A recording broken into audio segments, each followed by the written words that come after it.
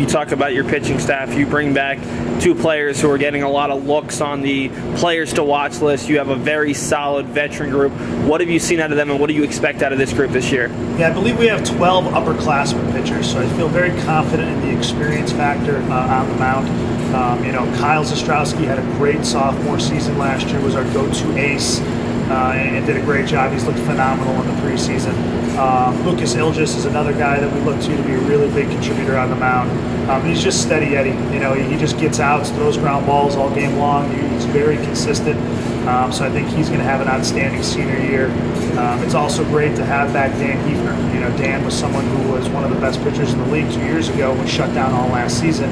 So having him back really gives us some flexibility. He was the closer on our 2010 World Series team, and we're kind of focusing on him in that role for the early season.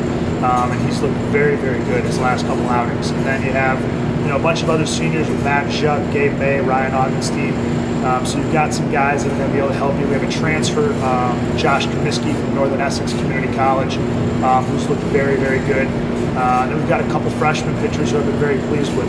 One who will be a starter down south will be Dan Mantoni, who's looked extremely good. So we're excited about him on the mound, and hopefully he'll be able to stay in that starter role and really give us a push in that direction. And another guy who hasn't pitched a lot in his career, who's looked very good, is Harlan Zerup, a lefty junior pitcher who each year his innings have kind of gone up.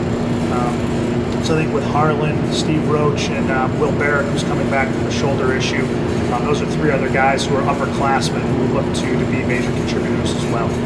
Catcher is one position where there's not going to be a ton of turnover this year. You bring back Todd Ezold, one of your top hitters, but a couple other new guys. What do you expect out of the backstop position, such an important spot in a long season? Yeah, Todd is our incumbent. We definitely overused Todd last year, where I think he started every single game behind the plate but one.